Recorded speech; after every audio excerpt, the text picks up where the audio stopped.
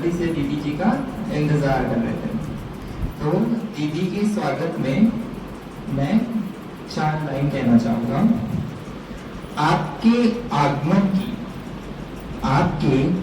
आगमन की हम देते हैं पद्मा पदम बधाई। आपका दर्शन हमारे लिए दिल खुश मिठाई। दुआओं से बड़ा नहीं यहाँ कोई भी उपहार। दुआओं से बड़ा नहीं यहाँ कोई भी उपहार। देते हैं हम भी दुआ आपको, कीजिए आप स्वीकार। सपने जो देखे आपने वह सभी सच हो जाए। सारी दुनिया निकट भविष्य में आप और बाप समान बन जाए। आप और बाप समान बन जाए।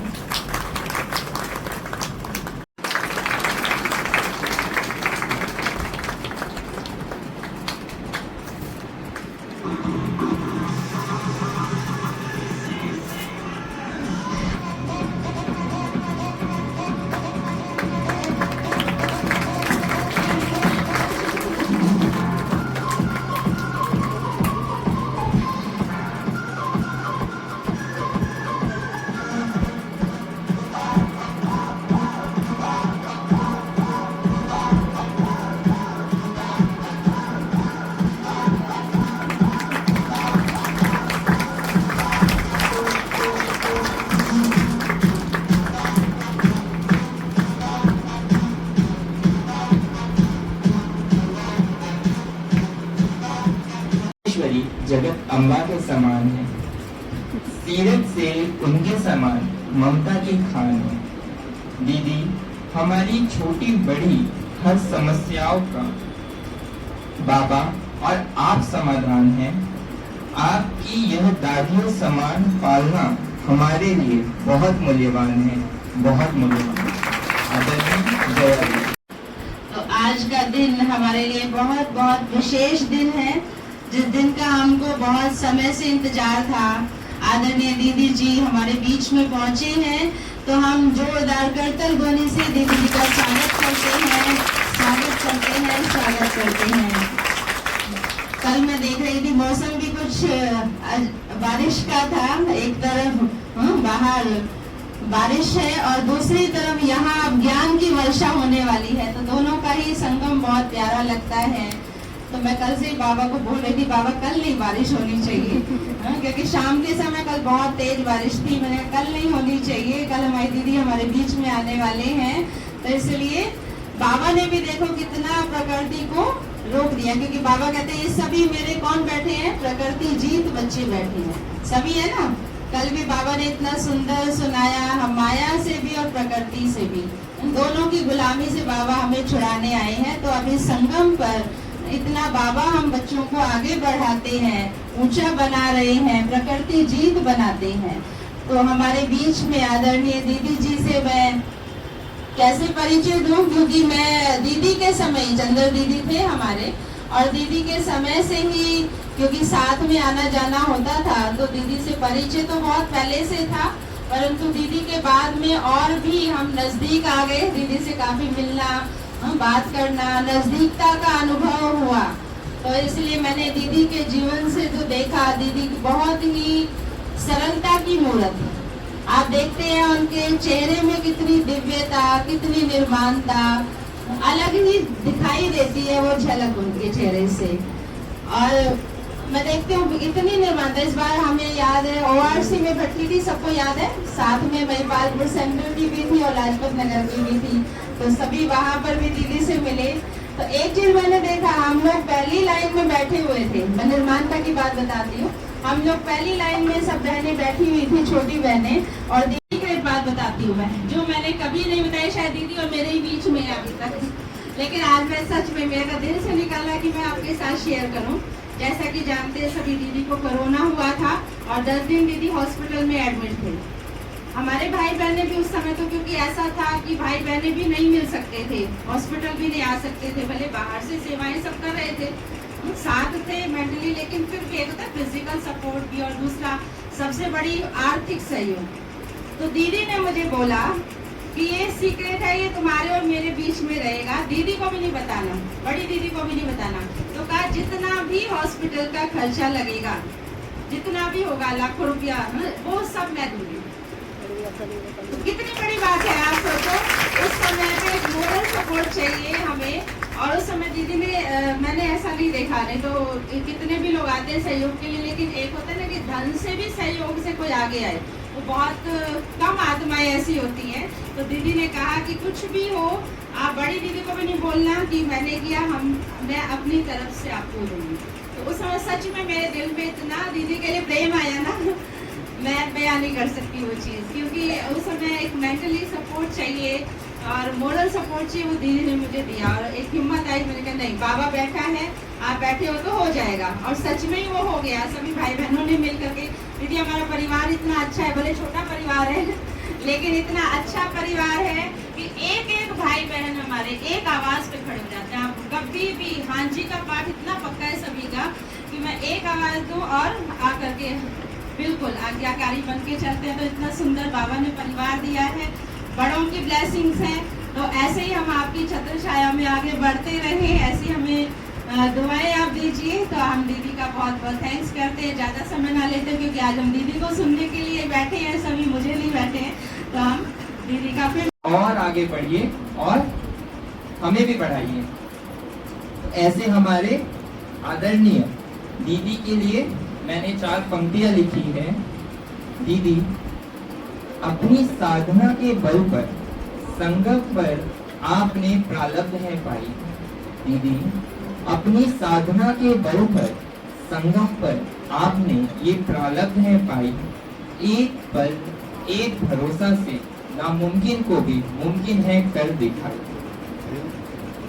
बाप दादा और दादियों के साथ साथ, बाप दादा और दादियों के साथ साथ ब्राह्मण परिवार के दिलों में भी आपने अपनी विशेष एक जगह है बनाई।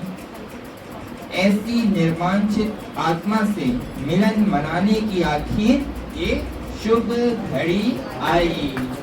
तो आइए सुनते हैं। लौकिक माँ आदर्श बहन, जो हमारी बहुत पुरानी सेवा साथी रही हैं, उनकी लगाई हुई इतनी खुशबूदार फुलवारी को देखकर बहुत दिल में खुशी हो रही है। और आपकी इतना सुंदर भावनाएं लगातार कितनी शब्दों द्वारा, गीत द्वारा, कविता द्वारा, कितनी अच्छी भावनाओं की हमें अनुभूति हो रही है।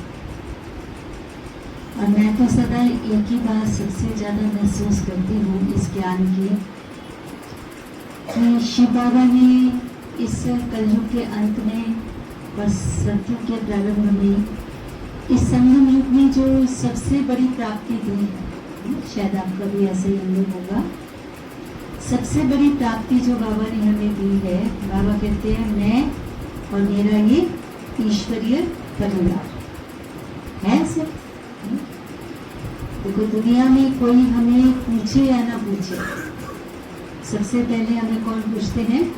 बाबा पूछते हैं। हम जो हैं, जैसे हैं, बाबा ने हमें उस तरह से, चाहे किसी के अंदर कितनी भी गलतियां थी, कितनी भी कमजोरियां थी, जैसे देखो आप अपने को देखेंगे तो कितनी सारी गलतियां, कमजोरियों को लिए हुए हम अपना जीवन जी रहे थे, और उनकी वजह से हम बहुत दुखी परेशान भी थे। और बाबा ने आकर सबसे पहले क्या किया? हम जो हैं, जैसे हैं, बाबा ने हमें अपना बनाया, और अपना बना करके इतना सुंदर सा परिवार हमें दिया। मुझे याद है जब हम छोटे थे तो हमारी जो फ्रेंड्स होती थी, हमारा छोटा सा परिवार, तो बाबा सब आशाएं पूर्ण करते थे। अब एक भाई नहीं, जिस भाई पर हाथ रख दो वो मेरा भाई है ना, जिस बहन पर हाथ रख दो वो मेरी बहन है ना। कितनी बड़ी प्राप्ति है। वो एक भाई दुनिया में होता है, निभाए तो बहुत अच्छा, ना निभाए तो मजबूर हो जाते हैं। और यहाँ तो एक नहीं, अनेक, और सब इतने काबिल होते हैं जो सदा निभाने के लिए, बहनें भी और भाई भी सदा हाजिर रहते हैं। पर उसके लिए जो आज हम सबको धीरे धीरे कहा है कि एक बात यहाँ पर हम सब चर्चा में लाएंगे कि हम जब बाबा के बच्चे बने हैं ब्राह्मण, तो वो अधिकार मिलता है, हर जिंदगी का जो अधिकार मिलता है, कैसे मिलता है? हम कहते हैं मुझे मिल जाए तो मिल जाता है? नहीं। हर अधिकार को प्राप्त करने के लिए कुछ कर्तव्य निभाने होते हैं। संसार में भी जो केवल अधिकारों की बात करते हैं, तो वहां पर सदा लड़ाई झगड़ा चलता रहता है।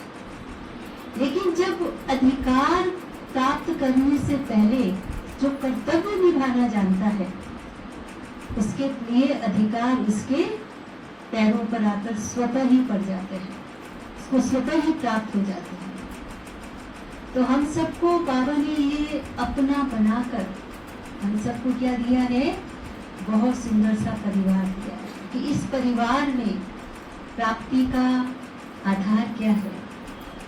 बाबा ने जो हमको श्रीमत मर्यादाएं नियम दिए हैं, उन पर चलना है ना। तो मुझे तो लगता है राजपथ नगर वाले सारे ही बहन भाई है ना, बाबा के पुराने रथ में हैं, जो नए हैं बाबा कहते हैं लास्ट सो फास्ट और ओल्ड इज गुड। जो पुराने हैं वो तो अच्छे नहीं, और जो नए आए हैं वो उनके लिए बाबा ने क्या कहा है? हाँ, लास्ट सो फास्ट और फास्ट सो फर्स्ट। तो पुराने वाले तो अच्छे हैं और नए वाले उनसे भी अच्छे हैं, सब एक दूसरे से ज्यादा अच्छे हैं। पर जब बाबा की बताई हुई मर्यादाओं को हम अच्छी तरह से समझ जाते हैं, ठीक है, तो हम सभी को क्या करना है? बाबा की बताई हुई श्रीमत को समझना है। अगर सुख पूछना हो तो किससे पूछो? कहाँ पर है वो? कहाँ पर है? यहाँ पर है। कौन है वो? हम है। जया में ये कहते हैं हम हैं। कौन?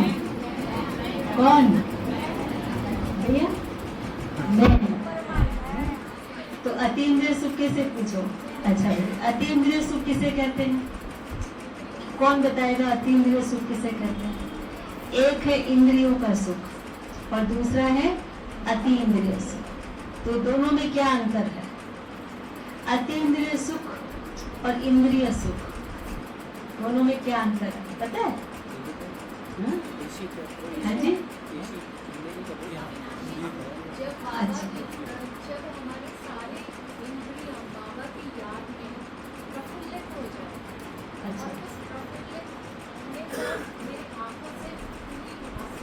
आंसू जब आ जाए ना आए तो अगर ना आए तो बहन नहीं है। अच्छा मतलब ठीक है, अच्छा बताया आपने। तो एक है इंद्रिय सुख। अब जैसे मान लो ये फैन जहाँ पर जिसके बिल्कुल सामने है उसको तो हवा अच्छी आ रही होगी, और कि बनना भी क्या है इतना ऊंचा, और ये सब लेने वाले भी आते रहते हैं, तो उसमें फिर क्या हो जाता है? एक तो संपूर्ण पवित्र बनना है, और ये जो पुराना लिया हुआ था वो लेने के लिए आता तो कोई गुस्सा करता है, कोई हमें नीचा दिखाता है, कोई हमारे ऊपर और कोई ऐसी पैसों वैसों की बात है वो भी छीन कर ले जाता है। और उसमें फिर हमें बनना क्या है? संपूर्ण पवित्र। रोना भी नहीं आना चाहिए, तो दुख भी नहीं होना चाहिए, और संपूर्ण पहला जो हमारा नियम है वो रक्षाबंधन आने वाला है हफ्ते के बाद, तो उसमें हमको संपूर्ण पवित्रता का भी पालन करना है। तो ये पॉसिबल हो सकता है? सारे काम इकट्ठे, सारे काम इकट्ठे। एक तो पुराना सारा करो और फिर नया जो है वो भी इतना जमा करो, तो क्या इतना सारा काम हो सकता है? और समय भी कितना है? थोड़ा सा है। और कई बार तो हमारे शरीर भी इतने पुराने हैं, या तो हम बहुत छोटे हैं या तो हम बहुत बड़े हैं, या तो थोड़ा सा ही है। तो बताओ इतना हो सकता है कोई हमसे? नहीं हो सकता, मुश्किल है। कभी क्या होता है? तो क्या होता है? जो बाबा ने हमको नियम बताए उसमें कहीं कहीं ब्रेक हो जाता है। तो पहला ब्रेक कौन सा बाबा कहते हैं? जिसका ध्यान रखना है कि हमको संपूर्ण पवित्रता को प्राप्त करना है। बिकॉज जहाँ हम जाने वाले हैं वहां इंसान तो क्या, जानवर भी पवित्र होंगे। और देखो पवित्रता की हाइट हम खुद ही बताते हैं, कितनी हाइट है वहां पवित्रता की। शेर और बकरी भी एक हाथ पर पानी पीते हैं। मनुष्य का जन्म भी पवित्रता से होता है। ऐसी दुनिया के लिए कौन निमित्त है? कौन निमित्त है? कौन निमित्त है? ये भैया ठीक बोल रहे हैं। हम कि मैं में कौन कौन?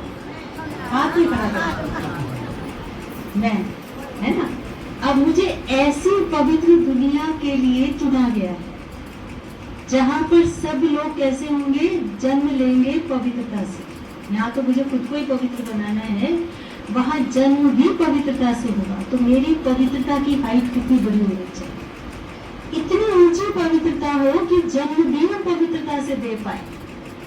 तो इस ब्राह्मण जन्म में मेरी पवित्रता की जो हाइट है यानी स्थिति है वो कितनी पवित्र होनी चाहिए। जो भी हम परिवार में रहते हैं या संसार में रहते हैं, ये संसार में भी तो रहना है ना, और हमें पता है संसार में आसपास कैसा है वातावरण, हम सबको पता है।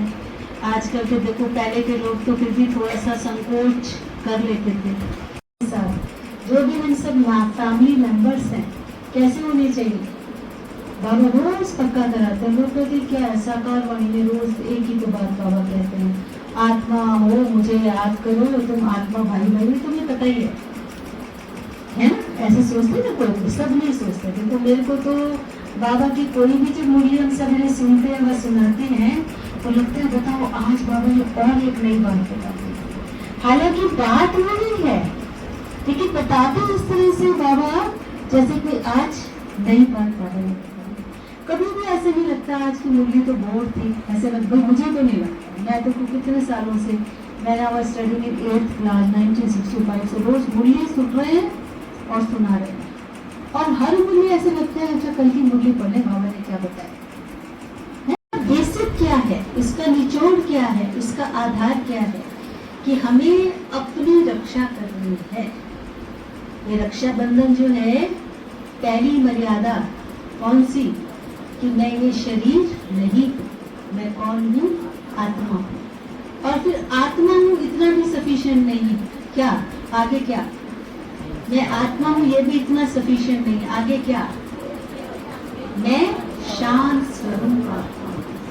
किस सब का शांति, क्लासरूम के अंदर जब बैठे हैं बाबा की मुरली सुन रहे हैं, जया दीदी प्रेम से सुना रही है, उस वक्त में शांत स्वरूप घर जाते हैं सब सत्यानाश हो जाता है, यहाँ सारा गड़बड़ हो जाता है, ऐसी माया आती है।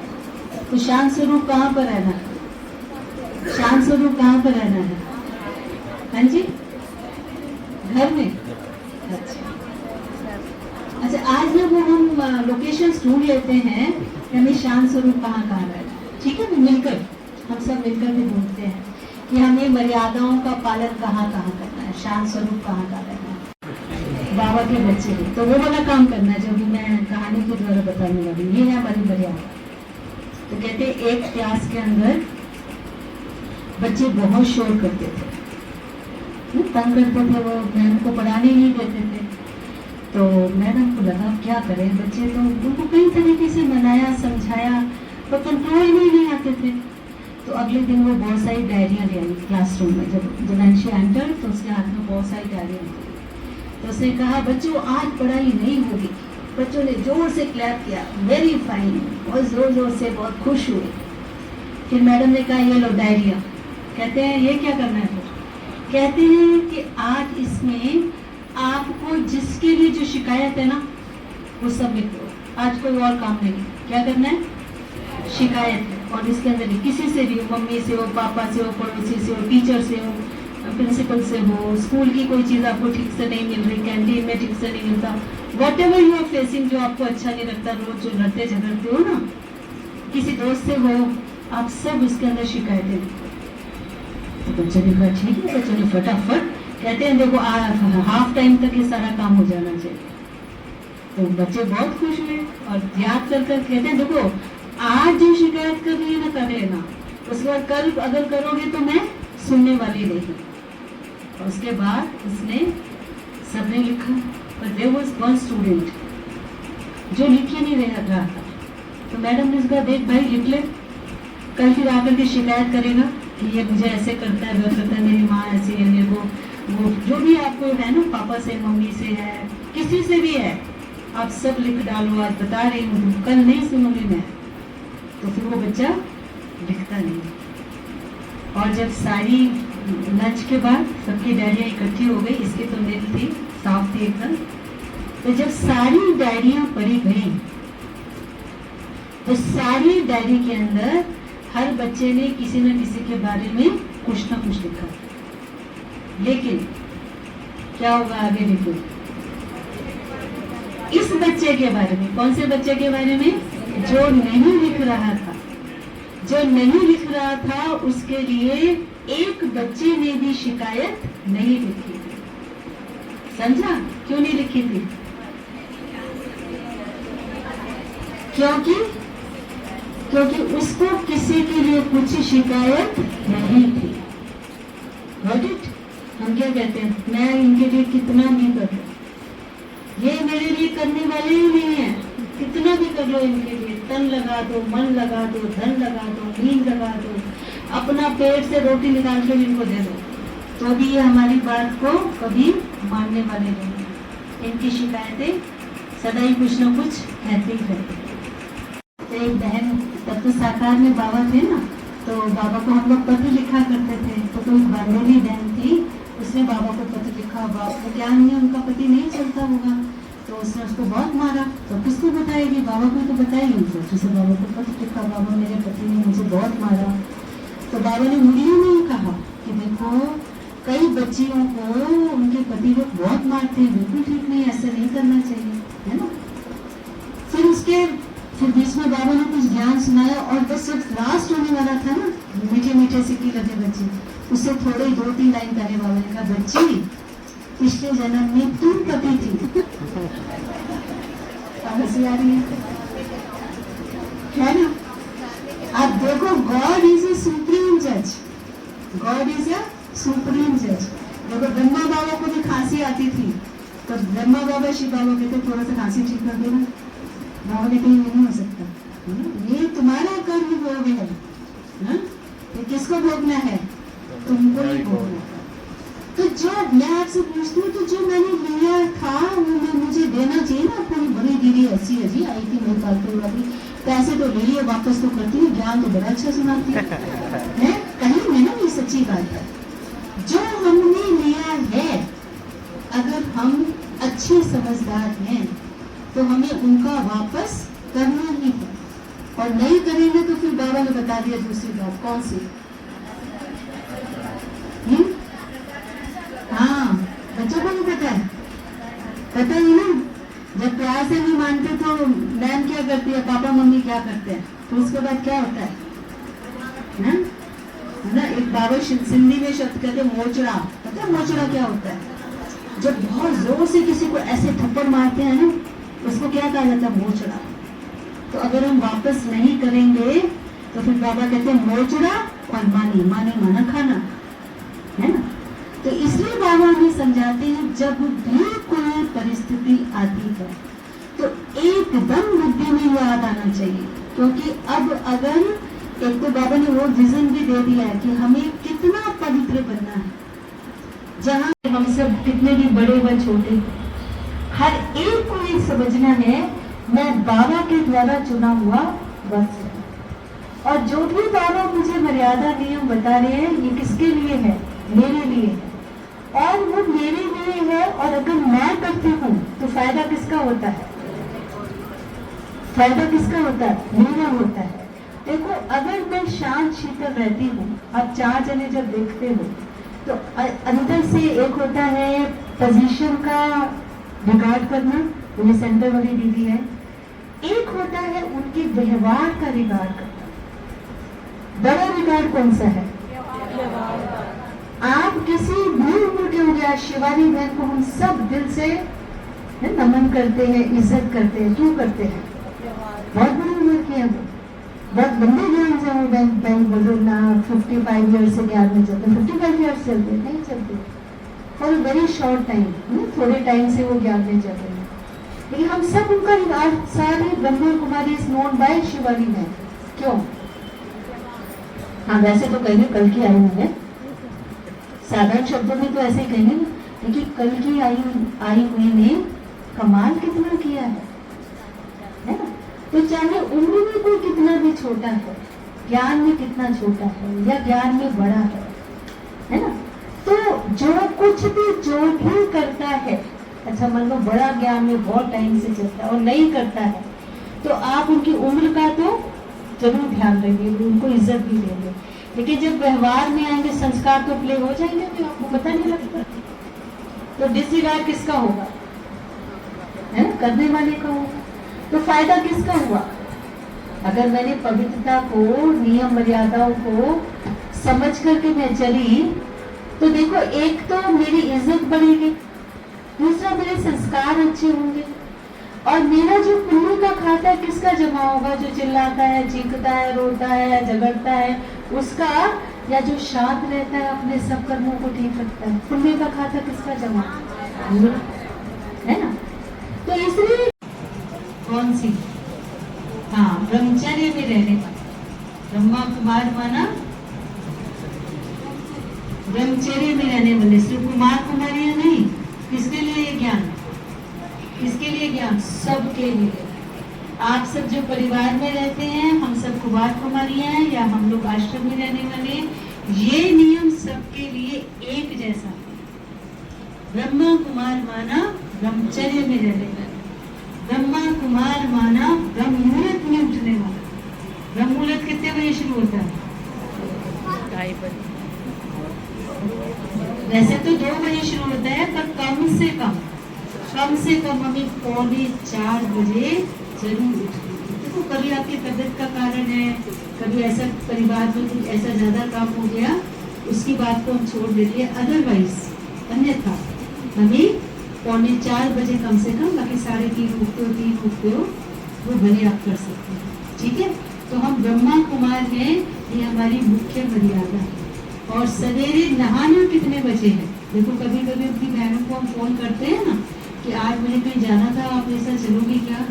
तो हमें कितने बजे फोन किया था? 9-10 बजे किया था, क्लास के बाद, तब लगा अभी फलानी जगह जाना है, या हम जा रहे हैं, आप फिर सेंटर संभालो, तो कहते हैं दीदी बस आधा घंटा हो गया। कहते हैं क्यों? मुझे जल्दी आ जाओ ना, मुझे अभी निकलना, बस अभी नहाई हो रहा, यानी 9 बजे तक हम नहाए ही नहीं है, बताओ। कहते हैं नहाई नहीं हो तुम, क्यों? कहते हैं आज उसका सफाई करनी थी, बस चाहिए ही बना लो। ये कोई मर्यादा नहीं है। ब्रह्मा कुमार माना सवेरे जल्दी उठने वाला और जल्दी बनाने वाला और सवेरे की क्लास करने, सारे कर्मों को, ये एक संगम युग है जब शिव बाबा आकर हमें पढ़ाते हैं। सवेरे का हम जिसे हम मॉर्निंग क्लास कहते हैं, सवेरे का क्लास कहते हैं, तो हमें किसी तरह से भी मैनेज करके सवेरे की क्लास में अवेलेबल रहना चाहिए। पर आपका कुछ ऐसा विशेष कारण है जिस वजह से आप नहीं आ सकते, तो आजकल इधर की भी ऑनलाइन होती है, क्या होती है? सवेरे की होती है। तो जिस भी सेंटर के आप स्टूडेंट हैं, जैसे हम यहाँ पर लाजपत नगर के स्टूडेंट्स हैं, तो अगर आप नहीं आ सकते हैं तो कम से कम उस वक्त आप बाबा की मुरली को अपने घर में जरूर सुनें।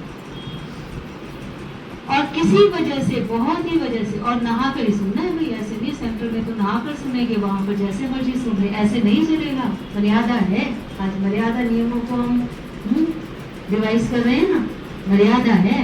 भगवान की पूजा भी करते थे तो कैसे करते थे? नहा धोकर करते थे। मंदिर में जाते थे तो कैसे जाते थे? मेरा घर भी मंदिर है, मेरा सेंटर भी मंदिर है ना। तो इसलिए हमें सवेरे उठ करके नहा धो करके और घर की सेवाएं जरूर कीजिए। बाबा ने सब छुट्टी दी हुई है, पर बाबा की मुरली पर भी हमारा इक्वली ध्यान होना चाहिए। और किसी वजह से सवेरे उस समय पर नहीं सुन पाए हैं, तो जितना जल्दी हो सके हम बाबा की मुरली को सुन करते हैं। तो एक कुमार संगठन था, तो हम वहाँ पूछ रहे थे भाई अमृत वेला कौन कौन करता है, तो ऐसे कईयों ने हाथ खड़ा किया हम करते हैं। तो एक ने कहा दीदी मैं जो है ना भारत में नहीं करता हूँ, तो मैं अमेरिका में, कौन सा उसने देश बोला, मैं वहाँ करता हूँ अमृत वेला। मैंने कहा क्यों? तुम वहां क्यों करते हो, तुम यहाँ नहीं रहते हो क्या? कहते नहीं दीदी मैं वहीं पर करता हूँ। अरे तो फिर बता तो दो, मेरे को नहीं पता था ये क्यों कह रहा है ये। कहता है मैं 6 बजे करता हूँ, इसलिए अमेरिका में हूँ। उस वक्त अमेरिका में, मतलब जो भी उसने कंट्री का नाम लिया था उस वक्त वहाँ अमृत मिला होता। समझ में आया? कितने बजे उठ रहा है वो? 6 बजे उठ रहा है और क्या कहता है मैं अमृत गर्म करता हूँ, है ना। देखो अपनी गलतियों को पोछा मारना कितना अच्छा आता है। मैंने कहा ये तो भाई बात बड़ी गड़बड़ कर दिया आपने। आप भारत में रहते हुए भारत में अमृत दे रहा है ना। किंतु जो बहन भाई ना, इसमें से ऐसे तो मुझे नजर नहीं आ रहे, शायद ये होंगे या कोई और होंगे, जिनकी ड्यूटी नाइट की है, वो आते ही रात को लेट आवर्स में है ना, तो उनके लिए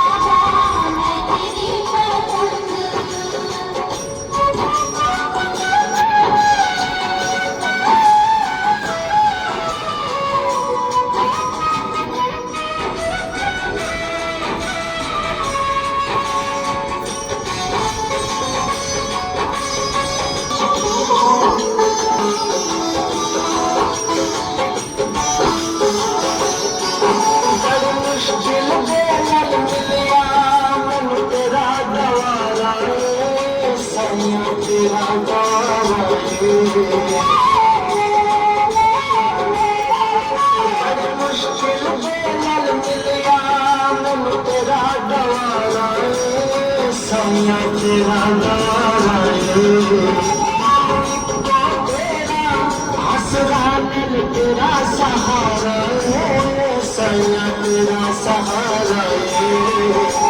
तेरे ही भरोसे तेरे ही भरोसे हवा चूद दी जावांगी, हवा चूद दी जावांगी। साया डोर हथों छड़ना मैं कभी जावांगी।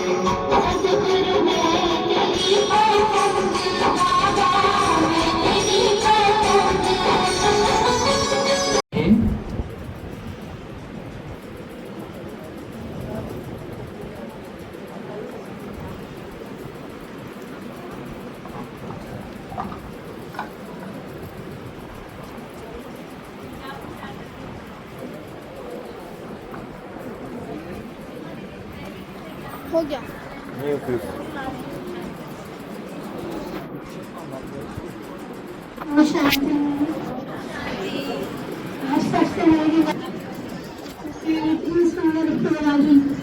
बाबा की जो है बाबा के बच्चे बैठे हैं, उससे एक डायरेक्शन बहुत सुंदर सा है, बहुत।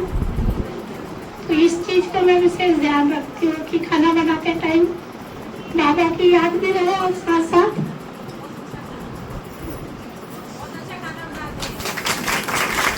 नहीं, ऐसी बात नहीं है। जो भी हमारी बहनें है ना, 3 बहनें हम रहती है दीदी साथ, सब बहुत अच्छा बनाती है।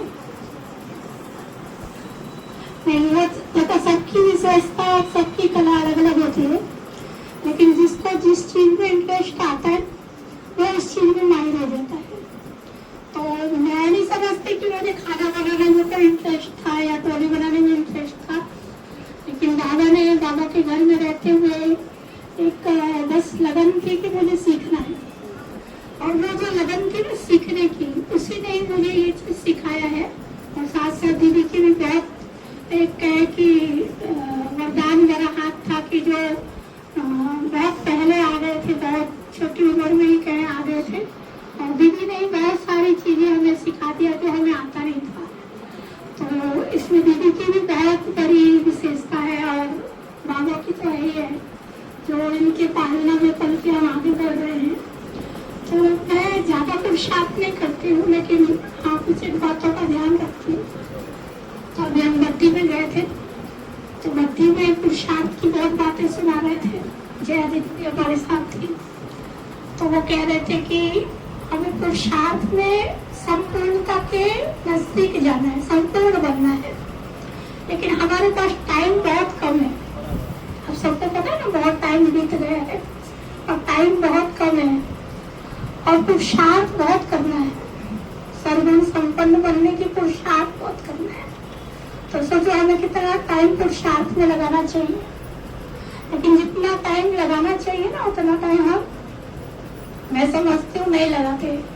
और जितना अटेंशन करके लगाना चाहिए उतना अटेंशन भी नहीं होता है। तो हमारा अमृत वेला का परसेंटेज कैसे होती होगी?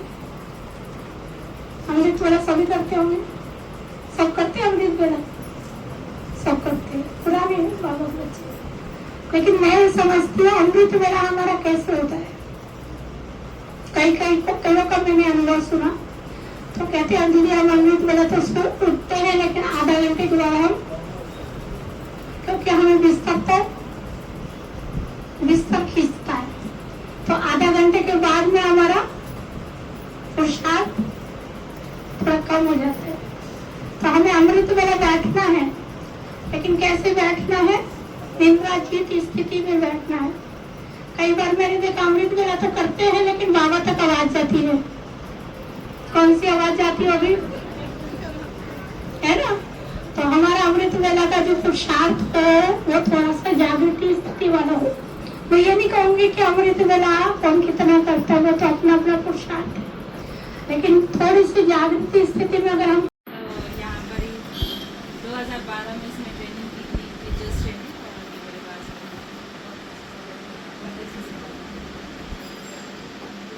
और ये हमारी आगे बढ़ते हैं। ये हमारी माता जी हैं, दीदी के बाद से जो है वो यहाँ पर ही क्या बताते हैं। हाँ, घर से इनकी सेवा करती हैं, अथक सेवादारी हैं। सोनिया बनाओ। ये सोनिया बहन हमारी ऑलराउंडर, भाई भी बहन भी। इसको जो मैं कहती हूँ इम्पॉसिबल वर्ड क्या होता है, उसकी लाइफ में नहीं है। सच में, सच मतलब नहीं गुस्सा आता, लेकिन अब बिल्कुल कूल डाउन हो गई। मतलब दिल्ली के संगठित युवक में दीदी बड़े बड़े भाई हमारे, भारत भूषण भाई, मैं सारे इतना इम्प्रेस हो गए, कहते ऐसी बहन हमने देखी किसी से। मतलब जो काम दे दो इम्पॉसिबल, भाई हमारे कहेंगे नहीं हो सकता, नहीं हो सकता, ये कहाँ से भी पकड़ के लेके आए। मतलब बहुत बड़ी विशेषता है इसके अंदर। मास्टर्स की आवाज ने पूरा इंडिया घुमा हुआ, इसने हमें घुमा देती है। चलो बहुत अच्छा, आ जाओ बेटे। आप प्रियंका बनाओ। ये प्रियंका बहन है लखनऊ से, और अभी हमारे पास फरवरी में आई है सेवा के लिए।